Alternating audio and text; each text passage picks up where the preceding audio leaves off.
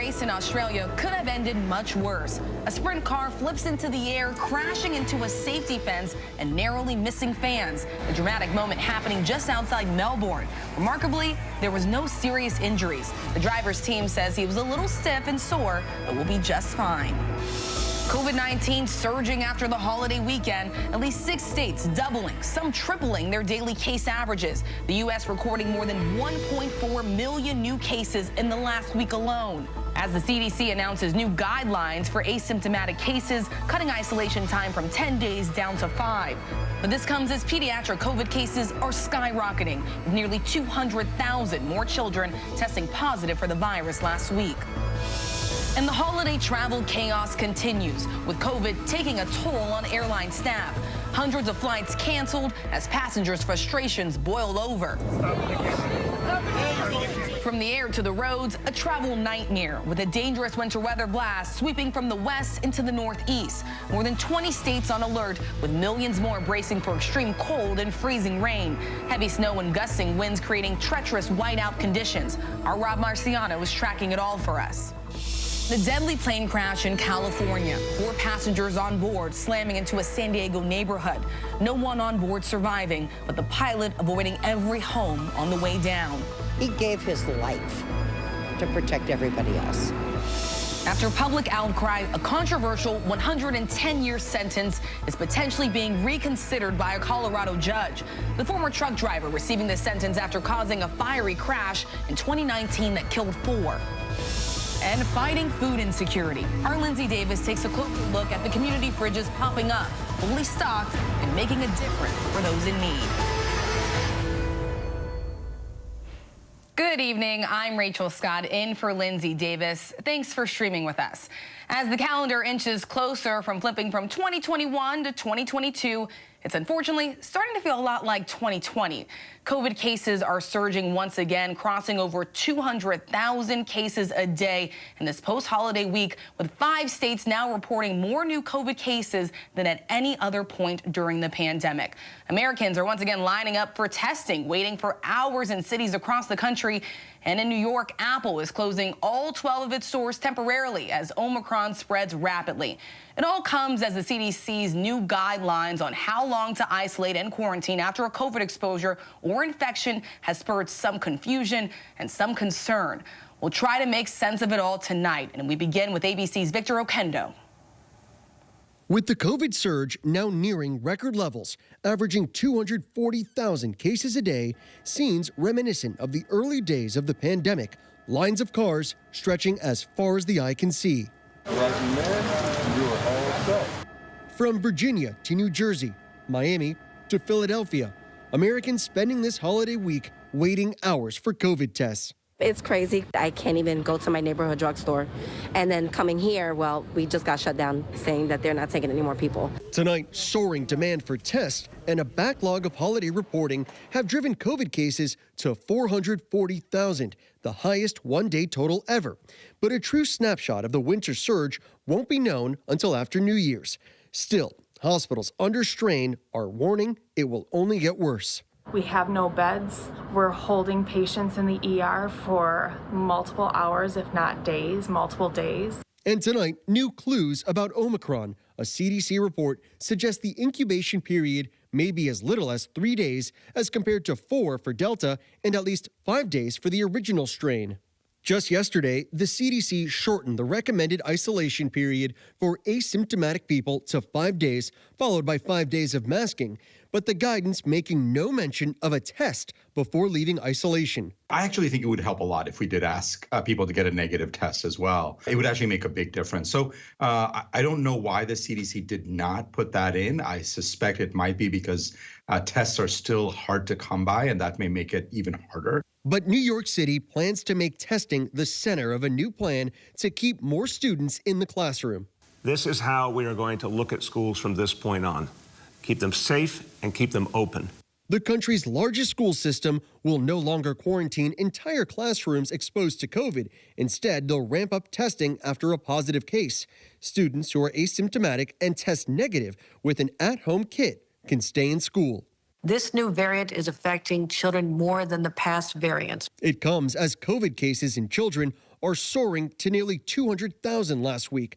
Hospitalizations up 80%, nearly all of those patients unvaccinated.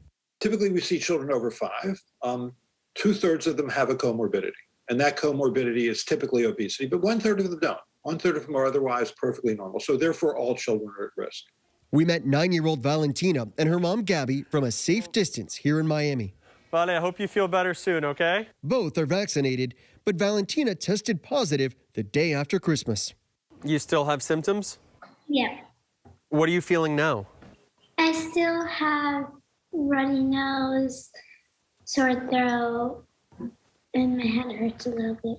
She woke up like almost crying of how much it hurt. We're very thankful that we were able to vaccinate her right before this. So I'm sure that has helped. Tonight, some officials are warning against large gatherings on New Year's Eve. Omicron and Delta are coming to your party. And more Broadway shows are going dark. Just days ago, actor Hugh Jackman paid tribute to Broadway's understudies after COVID sidelined his co-star. Found out at 12 noon today, and at 1 o'clock, she had her very first rehearsal as Mariam Peru. Tonight, The Music Man canceling performances after Hugh Jackman revealed he too has mild symptoms from COVID.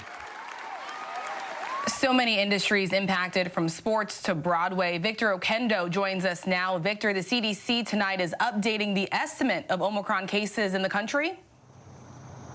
Rachel, that's right. The CDC now estimates Omicron makes up nearly 59% of all new cases. That's lower than last week's initial estimate of 73%. Still, Omicron is the dominant strain, and the CDC says they're seeing cases steadily increase. Also new tonight, the FDA says that rapid antigen tests work, but may be more likely to miss Omicron cases. Rachel? Victor, tracking it all for us. Victor, thank you. All right, let's dive deeper into the newly updated CDC guidelines. Those new changes have raised a lot of new questions and caused quite a bit of confusion. So here to break it all down for us is Dr. Alok Patel from Stanford Children's Health. Dr. Patel, let's just get right to it. Many Americans are just flat out confused. I have to admit, I found myself reading these new guidelines more than once. So help give us some clarity here. The U.S. just set a record high for infections. So if we are seeing cases go up, why is the CDC shortening the period of isolation now for some Americans that test positive? Well, Rachel, you're not alone by a long shot for people who are confused right now. And the CDC is doing this, what we think is twofold. Number one, it is based on some of the science and the data showing that people are most contagious right before they get symptoms or maybe a couple days after. And that's where they came down with this line of saying, hey, 5 days, if you're asymptomatic after a positive test, you can lift yourself away from isolation, but wear a mask for a full 10 days. And then another component to this is just trying to make sure we have people able to go back into the workforce, to airlines, retail shops, hospitals, to keep the country going, to keep the economy going. But obviously, there's a lot of confusion here, and one of the biggest criticisms is that in this upfront guideline, there is no differentiation between people who are vaccinated, fully vaccinated with a booster shot, or unvaccinated. The only differentiation comes from people who have had an exposure. There needs to be a little bit more clarity there. And under these new guidelines, if you test positive for COVID and have no symptoms, you only need to isolate for 5 days. But the big question, how can you make sure that you're no longer contagious then?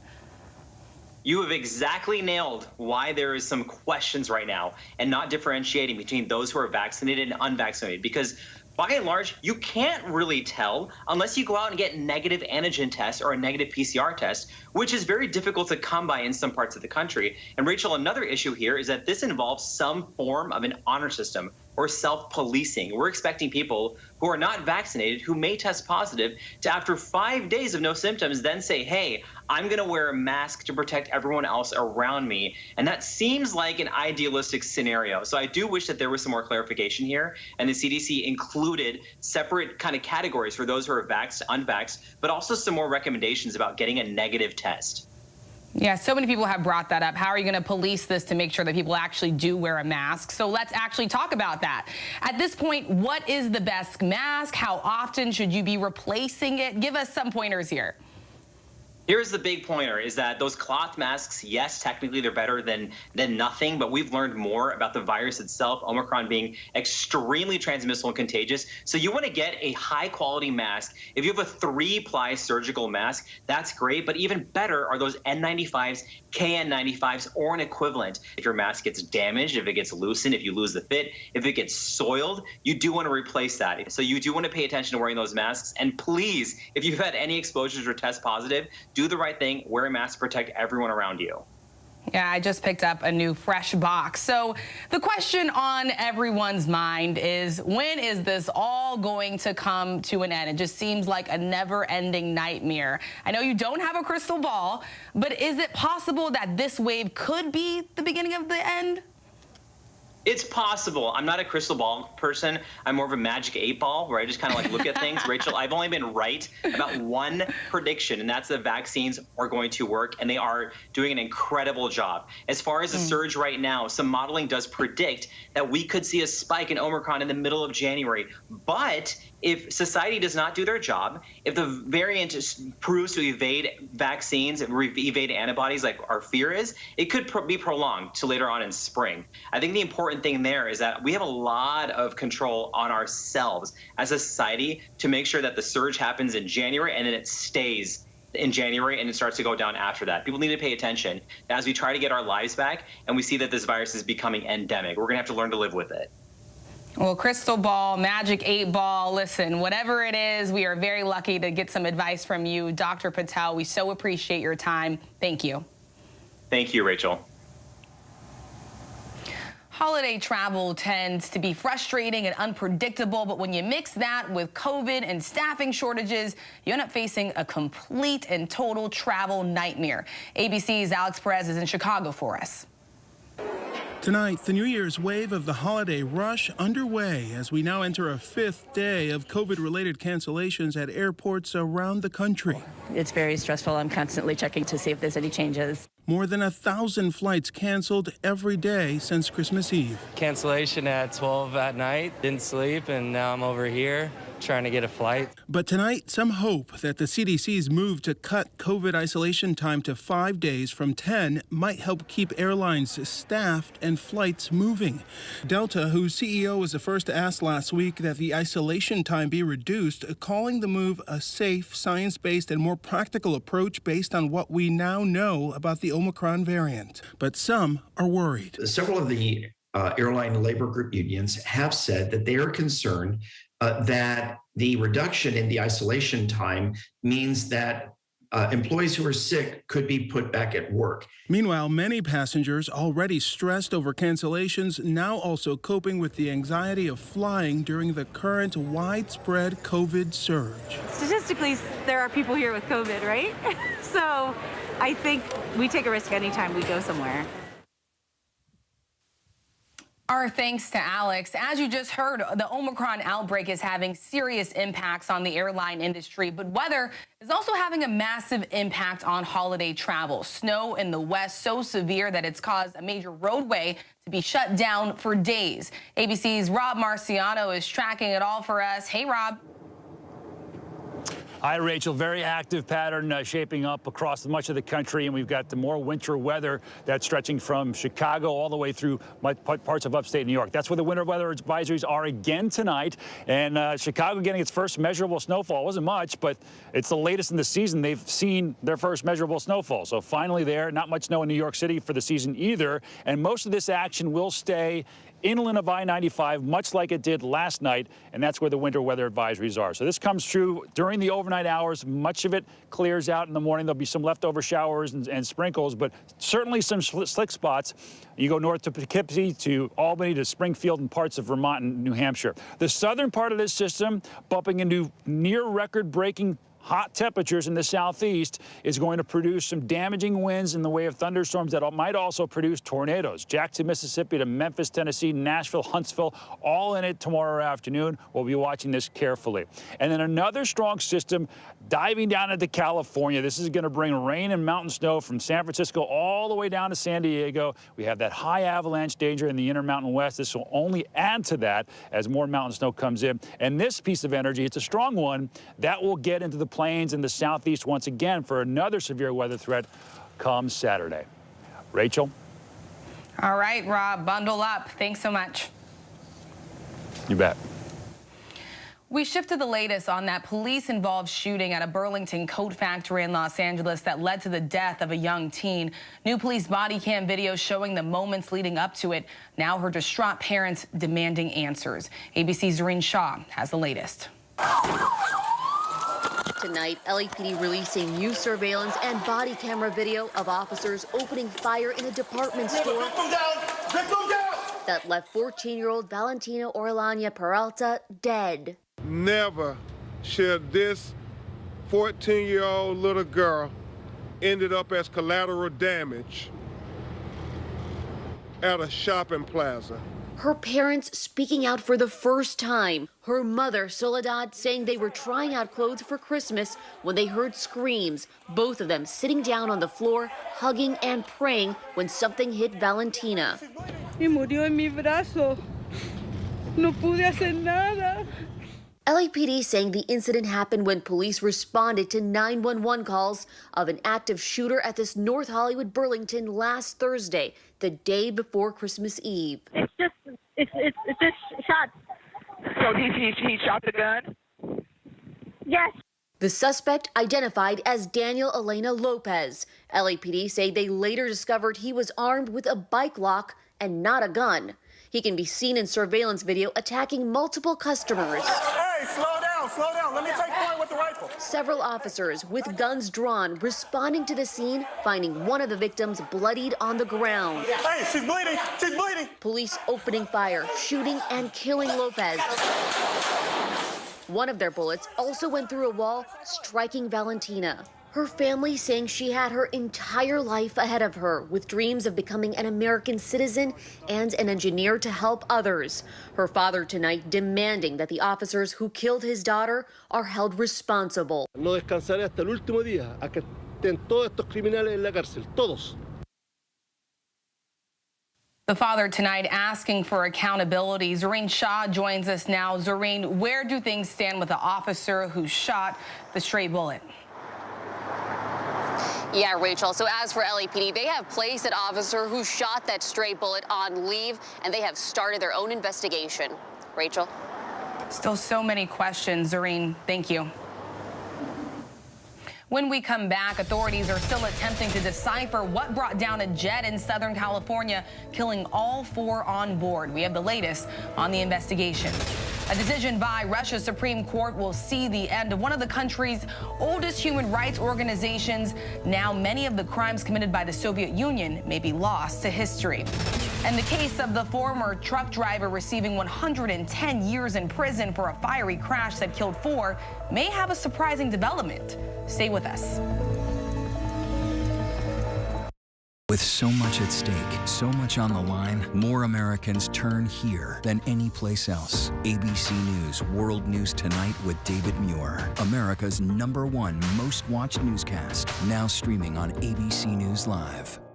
It was a scary time. In the 70s, you had multiple bodies showing up in Los Angeles. There were so many murders happening. You had to have a name for it, serial killer. There was a human head in there. This was premeditated evil. We have this clock. This person is going to do this again. It's me against the killer. Who's going to win? We'll see who laughs last. What came next was unlike anything they had ever seen.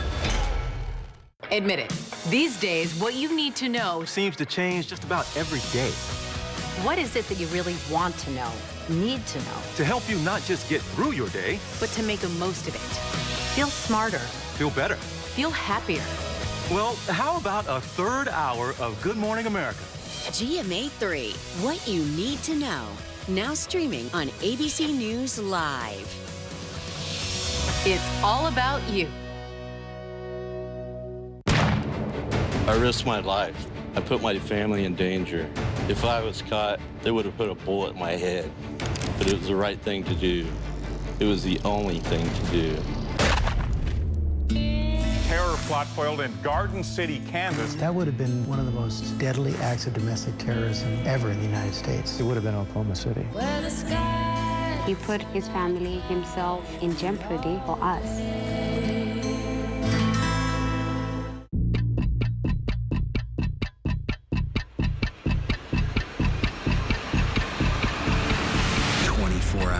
Assault on the Capitol, the ABC News original, exclusively on Hulu, now streaming.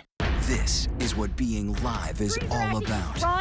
This is ABC News Live. All right, we're gonna move back. Let's move back. We're surrounded by people squeezing into this bomb shelter. We're on an urgent delivery run. Not afraid to go there. So my question, Mr. President, what are you so afraid of? Breaking news, live events. This is the moment.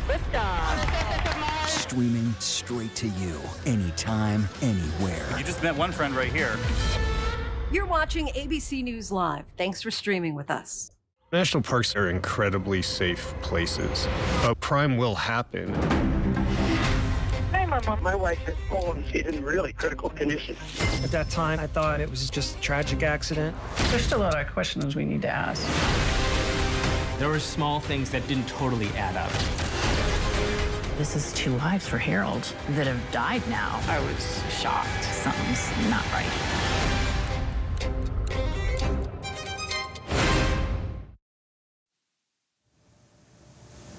Welcome back. It's not that often that prosecutors ask that a defendant be given a lesser punishment than what a court has handed down. But this is no ordinary case. A former truck driver receiving 110 years for causing a fiery crash that killed 4. Now a court may soon have to decide if that punishment is just. Here's ABC's Kaylee Hartung. I feel like I'm walking around without an arm and a leg on one side. He was truly that much a part of my heart. A wife, widowed after losing her husband in a 2019 highway crash. Yo me siento bien triste por las personas fueron vidas que se perdieron. A mother whose truck driver's son now faces a lifetime in prison after being convicted of causing that crash. All part of a complicated case that's gained national attention and launched a conversation about mandatory minimum sentencing.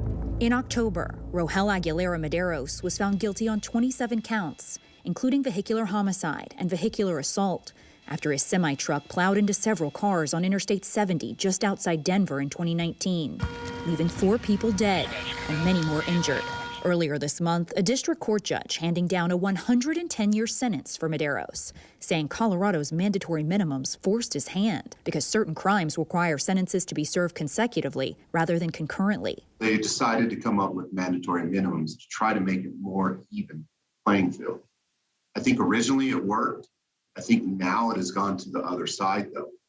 Now the judges have used that as basically, hey, my hands are tied. I believe that this case is a watershed moment, and I think that 2 major questions need to be asked. One, why is the legislature giving the prosecution so much discretion in prosecuting these cases? And the other question becomes is why aren't we giving judges more discretion? And so the legislature, I think, needs to reevaluate not only the stacking of charges, but also the mandatory minimums in them. The sentence raising eyebrows for some.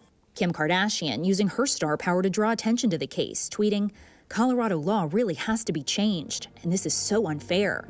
And nearly 5 million people have signed an online petition asking for the controversial sentence to be reduced.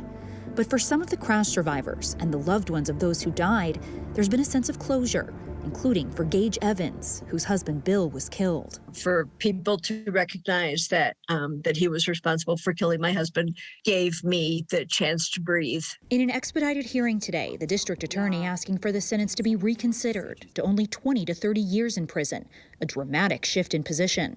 Y'all, this is an exceptional case, and it requires an exceptional process. There was recently a truck driver in Kansas that killed 5 people and got 5 years. So when you look at 110 years, and you even look at what the DA now is saying, 20 to 30 years, it just doesn't add up. My client feels bad for those victims, but at the same time, we got to fight for what's right and for what's just. Medeiros' family also petitioning Colorado Governor Jared Polis for clemency. The League of United Latin American Citizens, or LULAC, joining the family's fight. The gross miscarriage of justice, the malicious prosecution, the weaponization of a prosecutor's office to get 110 years, on a man who was just a simple truck driver, no prior criminal record. He wasn't drinking. He wasn't on drugs. The brakes failed, but for that he was a Latino immigrant, I believe the charges would not have been filed in the first place. The DA's office did not comment directly on allegations of racial bias when asked by ABC News, but said in a statement that the sentence, which our office requested the minimum for, is within the purview of the court and reflects the judgment of the legislature. It was April 25th, 2019, when Medeiros' truck caused a fiery pileup involving nearly 40 cars and about 100 witnesses. Killed that day were Miguel Angel Lamas Arellano, 24, William Bailey, 67, Doyle Harrison, 61, and Stanley Politano, 69. Police say Medeiros was going nearly twice the speed limit just before the crash. He claimed his brakes failed, causing him to lose control of his semi-trailer and slam into dozens of stopped cars. I don't know why I'm alive. Prosecutors arguing Medeiros made multiple poor decisions, noting that he could have steered his truck onto a runaway ramp, but didn't. Prosecutors now asking for input from survivors and loved ones of the victims on whether they think Medeiros' sentence should be reduced. 110 years, my heart flipped. I was expecting about 30 to 50 years. I watched those 4 men burn to death, and every day I deal with that because that's not something you forget. Valerie Robertson Young was a witness to the crash. He had no concern for any of the victims. He had no concern for any of the people he hurt. His only concern was that he was going to go to jail. Frustrating that people think that he's the victim. Addison Norby was 15 years old and just learning to drive when she was caught in the pileup.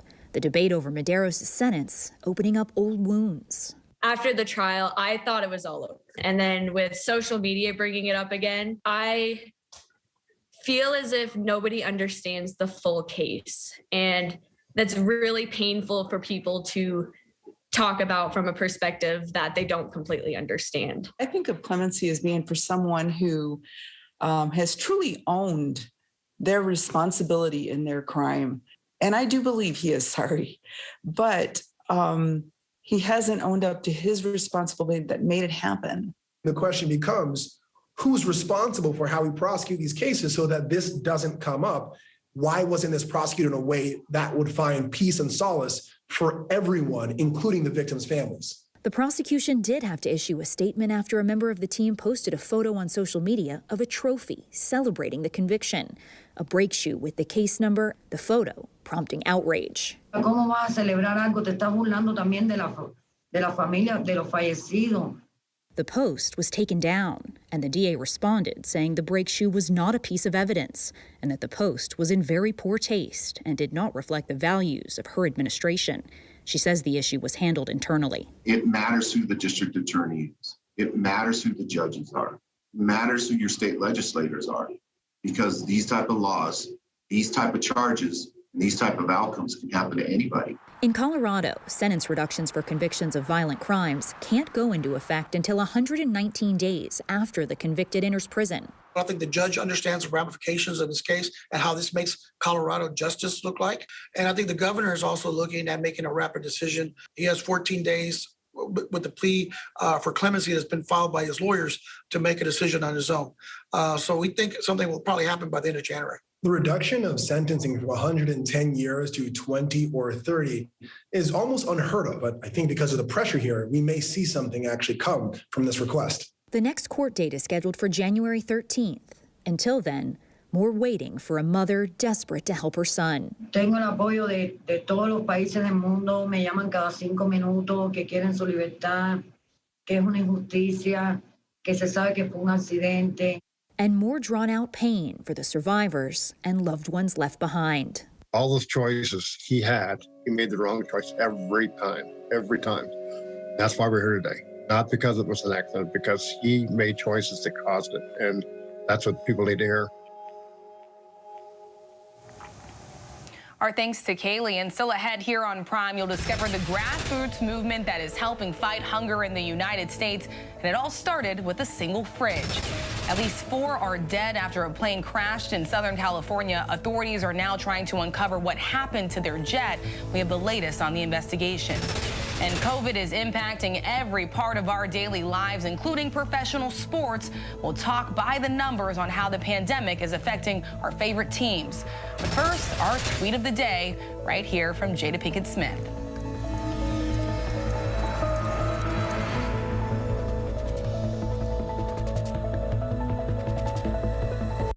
It's an extraordinary story. A computer salesman was supposed to report to prison to begin a 17-year sentence. They let him turn himself into jail with no escort. No one thought he would run. How do you evade capture for 25 years? How do you do that? Now, join the search, following the U.S. Marshals as they uncover new leads in a global manhunt. Can you help catch this fugitive? Have you seen this man? Have you seen this man? Have you seen this man? Listen and join the all-new Hunt wherever you get your podcasts. It was a scary time. In the 70s, you had multiple bodies showing up in Los Angeles. There were so many murders happening. Had to have a name for it, serial killer. There was a human head in there. This was premeditated evil. You have this clock. This person is going to do this again. It's me against the killer. Who's going to win? We'll see who laughs last. What came next was unlike anything they had ever seen. World News Now. And America This Morning. The best new videos. Breaking news overnight. Your money and concerns about inflation. The pandemic is not over. The stories people are talking about. You don't want to shave your legs? Don't. I was gonna say. And what to expect in the day ahead. From the top of the world, baby! ABC World News Now and America This Morning. Weekday mornings starting at 2 a.m. Eastern. Up all night to keep you up to date. Right now, with so much at stake, Sunday mornings, this is the place. Taking on all the tough questions, straightforward reporting, no spin, no hype, no bull. See why Sunday mornings, more and more Americans are now turning first to ABC's This Week with George Stephanopoulos. Welcome to This Week.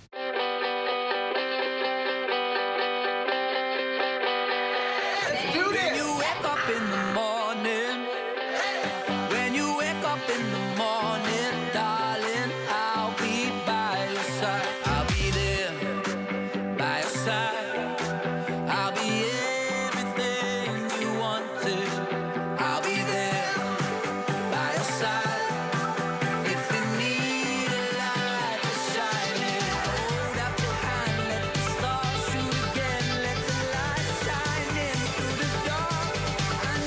Good morning, America. This is what being live is all about. This is ABC News Live. All right, we're gonna move back. Let's move back. We're surrounded by people squeezing into this bomb shelter. We're on an urgent delivery run. Not afraid to go there. So my question, Mr. President, what are you so afraid of? Breaking news, live events. This is the moment. Streaming straight to you, anytime, anywhere. You just met one friend right here. You're watching ABC News Live. Thanks for streaming with us. The Omicron variant is raging across the U.S. and the world of sports is being hit hard. Let's take a look by the numbers. 5, that's the number of college football bowl games that have had to be canceled so far. Participating teams lost too many players to COVID safety protocols. The latest was the UCLA Bruins pulling out of tonight's scheduled Holiday Bowl. And the NBA setting a new record for the number of players being used in a season. Veteran Greg Monroe becoming the record 541st player to suit up in a game this season. Replacement players have been helping fill rosters depleted by COVID cases. And the season isn't even at the halfway point yet. 6 days, that's how long NBA players who test positive will now have to sit out before they come back to the court. This is an update from the 10-day protocol that had been in place. More than 170 players and coaches have been in COVID safety protocols in just the last few weeks alone. In college basketball, more than 100 games have been canceled or postponed this season, and more than 80 teams have had to pause their schedule in some form already. And the NFL has been ravaged by COVID cases, more than 300 in the past 2 weeks alone, despite 94% of players being vaccinated, multiple games forced to be postponed last week. And after a 5-day pause, the NHL is resuming its season tonight. After some 70 games have been postponed this season, the NHL also announced last week players won't participate in the Beijing Winter Olympics this February, so teams can make up on some of those missed games in the regular season. And still ahead here on Prime, the mass crimes committed by the Soviet Union may be lost to history as Russia cracks down on the oldest human rights organization within its borders. Unwrapping the secrets of the past, we'll meet one of the oldest Egyptian mummies ever discovered face to face. And a plane crash in San Diego County has left hundreds of residents without power, along with a trail of wreckage. What authorities are saying in just a moment. But first, a look at our top trending stories on abcnews.com.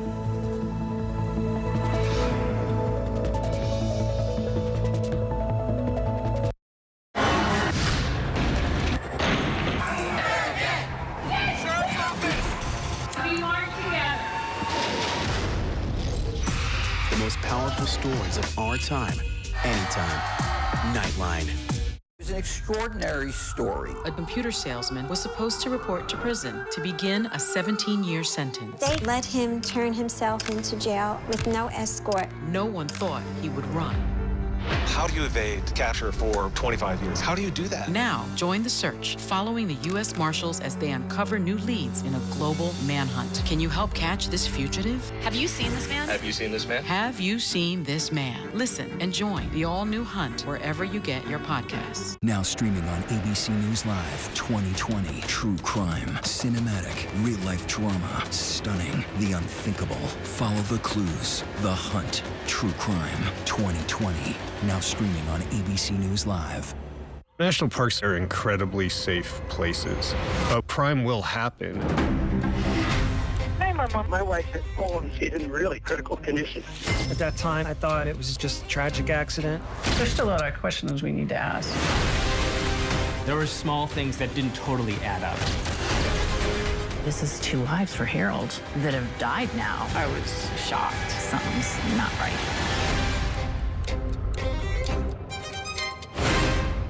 Admit it. These days, what you need to know seems to change just about every day. What is it that you really want to know, need to know? To help you not just get through your day, but to make the most of it. Feel smarter. Feel better. Feel happier. Well, how about a third hour of Good Morning America? GMA 3, what you need to know. Now streaming on ABC News Live. It's all about you. I know what happened, and I'm not guilty. Why the fascination with criminal trials? Figure out what's really out there. She revealed she had murdered his family. I know in my heart that he did this. It's the time of suspicion. The ending's really tough. You don't know whether truth is going to be difficult to find unless you try to find it.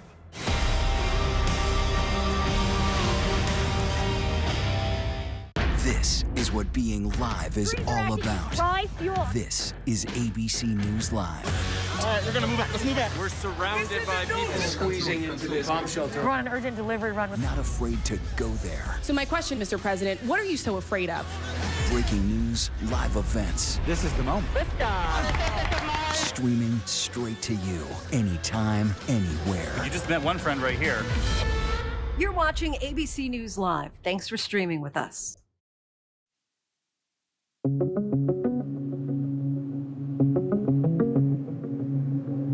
With new COVID-19 cases surging across the nation, the demand for COVID tests is rising. Testing lines from New Jersey to Virginia still wrapping around the block. Quite a few months ago, we had come for testing, and the line was nowhere near this long. Omicron still remaining the dominant coronavirus variant in the U.S. This, as health experts report nearly 200,000 more children testing positive last week. Amid the surge, Apple closing 20 stores across the country. The company reportedly saying some stores are closing because of a staffing shortage caused by employees testing positive. Other stores are either closed to in-person shopping or limiting the number of customers inside to help prevent spreading the virus. Authorities say they knew of the gunman who killed 5 people in the Denver mass shooting. Police in Colorado say 47-year-old Lyndon McLeod was targeting specific victims as he went on a murder spree. Records show he used to own a tattoo business. Some victims were linked to tattoo parlors. In Lakewood, Colorado, he shot a police officer, or an agent as the department calls him, who returned fire and killed McLeod. It's a tough day for the Lakewood police family. Obviously, when this happens to one of our own. Sources say he was known to have extremist views. Among those killed was a front desk clerk at a hotel. In New York City, the federal judge in the Ghislaine Maxwell sex trafficking trial has extended hours for deliberations because COVID is also a concern there. Citing what she called the astronomical spread of the Omicron variant, the judge overseeing Ghislaine Maxwell's trial is preparing to ask jurors to give up their New Year's break if necessary and deliberate straight through until there's a verdict. The judge had already asked the jury for an extra hour of deliberations each day. In light of the variant, the judge said there's a concern about derailing the trial if a juror or participant requires quarantine. Jurors have been asking lots of questions about the definition of the charges against Maxwell. She's accused of grooming young girls for sexual encounters with the late Jeffrey Epstein. Epstein died by suicide in jail while awaiting trial on sex trafficking charges. The House Select Committee investigating the January 6th deadly attack has released a timeline as it heads into a new year of the probe. Today, an update from the House Select Committee investigating the January 6th Capitol riot. It's now aiming to release an interim report on its investigation by summer and a final report by the fall. This, according to a committee aide. So far, the committee's had months of closed-door depositions, sources telling ABC that lawmakers plan to start weeks of public hearings in the new year. The reward for a missing San Antonio girl has grown to more than $150,000. 3-year-old Lena Keel came to the U.S. from Afghanistan, vanishing from her apartment complex a week ago. Police say they don't have anyone charged in her disappearance yet, but they are interviewing people. We continue to get leads. We continue to go over social media posts, seeing if we can't come up with anything that might lead us to where Lena might be or what might have happened to her. A small Spanish town today resumed its annual food fight tradition. The pandemic forced last year's festival to be called off. The toy-making town of Ibi is known for centuries-old celebration in which revelers dress in military-style costumes, then stage a mock coup, only they're not armed with anything worrisome except eggs, flour, and fireworks. And normally the final fight takes place in the old town square, but this year it was held on the outskirts of town with members of the public being kept away due to concerns over COVID. A plane crash in San Diego County has left hundreds of residents without power, along with a trail of wreckage. And tonight, we're learning all 4 people on board have died. ABC's Will Carr has more.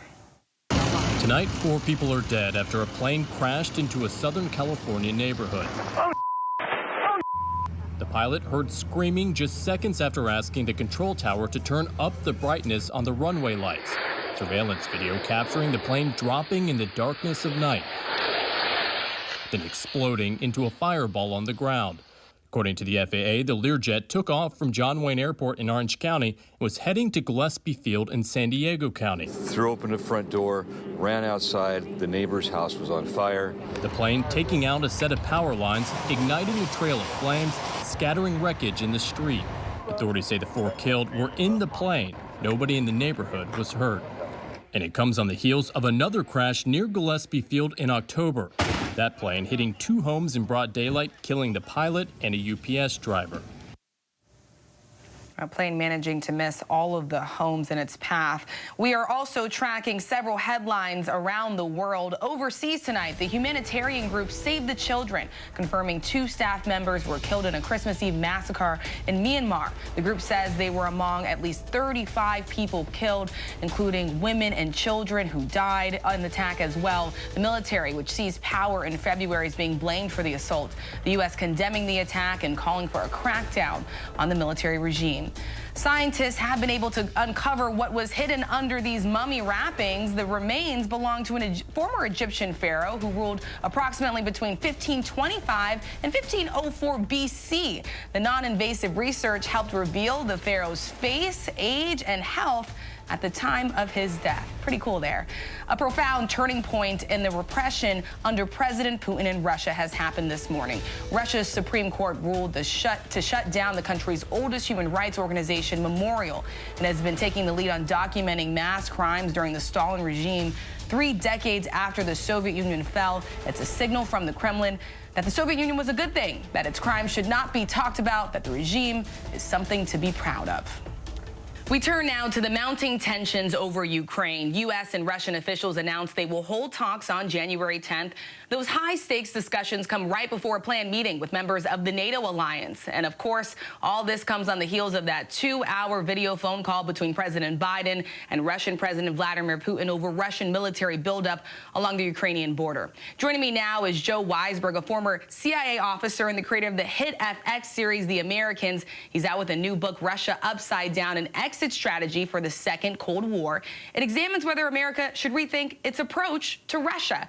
Joe, it's so good to have you with us, and I want to start with an op-ed that you penned in the Washington Post. You wrote, while the Soviet Union is gone, the fight between the United States and Russia somehow survives. We know the U.S. has had these long-standing tensions with Russia. You argue the back and forth is actually dangerous. So in your view, what exactly is this conflict about, and why do you believe the approach at this point needs to change? Well, it's great to be here. Thank you. I'm not so sure what the conflict is about anymore, and that's why I was concerned enough about it to write a book. I grew up during the height of the Reagan era, part of the Cold War, and I knew what it was about then. I knew that we hated the Soviet Union because it was communist, because it was atheist, because it was repressive. And then I watched as the Soviet Union fell and it became capitalist, like us. It became, reasonably religiously oriented. The Orthodox Church is an open and important part of their culture now. And it, although still repressive, is less repressive than it used to be. And I wonder if all those things change, why are we still locked in such animosity with them? And I think the answer is we sort of got stuck being enemies, and we don't really need to be anymore. Certainly a lot of people look at the Russian aggression over the last few years, and they say whether it's election interference, cyber attacks, the spread of misinformation by Russian actors, they believe that the approach the U.S. is taking is warranted. What do you say to those people? I usually say, look, most of the things you're saying that they are doing are true. There's no question that they're doing them. The most notable being the interference in our elections and the kind of broad-based attack on our society and culture. It is happening. But the problem is you're only looking at what they're doing to us. You're not looking at what we're doing to them. You're not looking at the fact that we have all these sanctions against them, which are essentially an attack on their economy. You're not looking at the fact that we've been expanding NATO closer and closer to their borders, which is a defense alliance built to fight Moscow. And so it's getting closer and closer. It's natural that they're threatened by them. You're not looking at all the treaties we're pulling out of. And if you start to take that into account, then it seems less like they're just attacking us and more that we're stuck in a kind of a back and forth tit for tat. We have seen Putin tighten his grip on Russia, cracking down on opposition leaders like Alexei Navalny. I pressed Putin about this over the summer at a press conference. And today we learned Russia's Supreme Court has now ordered the country's oldest human rights organization to shut down. What message do you think that Russia is sending with this move? I don't think that these are so much messages intended for us as they are attempts to retain and expand their control domestically. I should be as clear as I can that I think these are terrible mistakes for Russia. I think that quashing people who disagree with you in that way ultimately hurts your country. Although I do not believe that Russia wants to be or needs to be a liberal democracy, I think that even the Soviet Union learned that that kind of repression ultimately turns around and hurts the country. So I think it's a terrible idea, but it's not really our role to punish them for it. I think the more appropriate response is really to be a little bit saddened by it, because we should want the best for Russia and we should want the best for that country in general. And so if it's doing things that harm it, that's a shame. But that's no different than how they should feel that all the tumult in our country. They shouldn't feel alarmed by it. They should actually feel sad that we're having so much trouble and so polarized. And if we can sort of shift our attitude so that it's less aggressive towards each other and more wanting what's best for each other as each country defines it, I think that would be better. So if your view is that the current way we are handling our conflicts with Russia is not working, can you outline for us the framework for how American policy could change and what steps you think the U.S. should take to reduce some of the tensions with Russia? I would start with the idea that we have to figure out something to do unilaterally, that there's so much bad faith between the two countries, so much mutual aggression and mutual attack, that it may be hard to kind of negotiate any kind of change in it. And if we just unilaterally, for example, rescind sanctions, stop going after their economy, if we stop trying to expand NATO, so stop doing those things that will make them feel so threatened, then let's see how they respond. By the way, we should do those things regardless of how they respond. And I don't think those things are risky. You could always reinstate sanctions, for example, but I think that would be kind of a sign that we can give Russia that we're actually interested in having less animosity between our two countries. Joe, we appreciate your insight on this topic. Thank you so much for joining us. Russia Upside Down, an exit strategy for the Second Cold War, is available wherever books are sold. And coming up here on Prime, a grassroots movement seeks to feed those that need it most. And it all started with a single fridge. More Americans choose ABC News, America's #1 news source. This is what being live is all about. This is ABC News Live. All right, we're going to move back. Let's move back. We're surrounded by people squeezing into this bomb shelter. We're on an urgent delivery run. Not afraid to go there. So my question, Mr. President, what are you so afraid of? Breaking news, live events. This is the moment. Streaming straight to you, anytime, anywhere. You just met one friend right here. You're watching ABC News Live. Thanks for streaming with us. Admit it, these days, what you need to know Seems to change just about every day. what is it that you really want to know, need to know, To help you not just get through your day, but to make the most of it. Feel smarter, feel better. feel happier. Well, how about a third hour of Good Morning America? GMA 3, what you need to know. Now streaming on ABC News Live. It's all about you. The ladies you love, the hottest topics happening now. There's only one place to find it all. You guys are having the hard conversations. I love The View. The most watched #1 daytime talk show is The View. Now streaming on ABC News Live. It was a scary time. In the 70s, you had multiple bodies showing up in Los Angeles. There were so many murders happening. You had to have a name for it, serial killer. There was a human head in there. This was premeditated evil. We have this clock. This person is going to do this again. It's me against the killer. Who's going to win? We'll see who laughs last. What came next was unlike anything they had ever seen.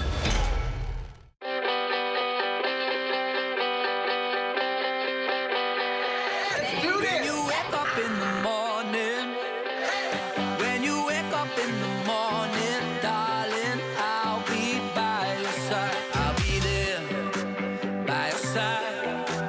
I'll be everything you wanted. I'll be there by your side. If you need a light to shine it, hold up your hand, let the stars shoot again, let the light shine in through the dark. Good morning, America. ABC News honored winner of 9 Edward R. Murrow Awards, more than any other network, including winning for the 3rd straight year the award for overall excellence in television. ABC News is America's #1 news source.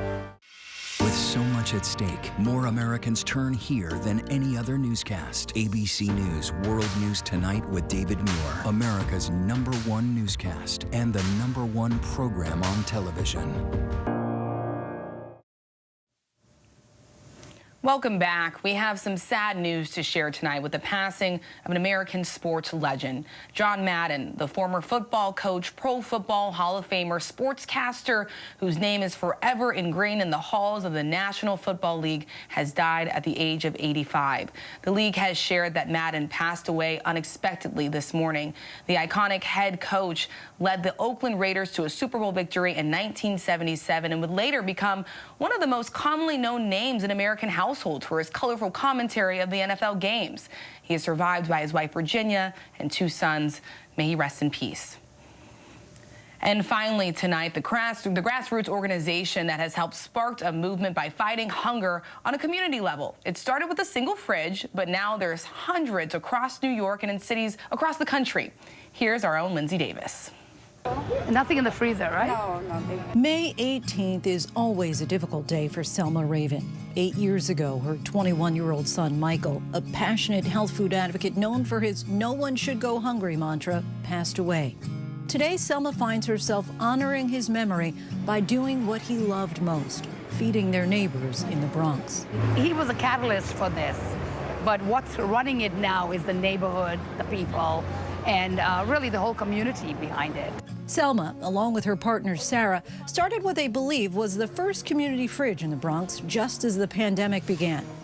Every day for the past year and a half, they spend time stocking a curbside fridge full of fruits, vegetables, sandwiches, and other essentials, all free of charge, thanks to local donations. It's people in the neighborhood, it's pantries nearby, it's a larger organization once in a while saying, hey, we've got some extra food. We've gotten a farm to come on, and now they're doing drops once a week, bringing large quantities of food from organic farms upstate. It's all about feeding the need, and the need is great. Just as quickly as the food is delivered, it seems to disappear. Selma and Sarah estimate their fridge alone is feeding 220 people a day, with neighbors volunteering to help keep the pantry stocked around the clock and facilitate donations. In Brooklyn, Beatriz Perez and the taxi cab service she works for are running an operation of their own. It's just a plain office, and then we set up the tables. Her boss noticed community fridges popping up on social media.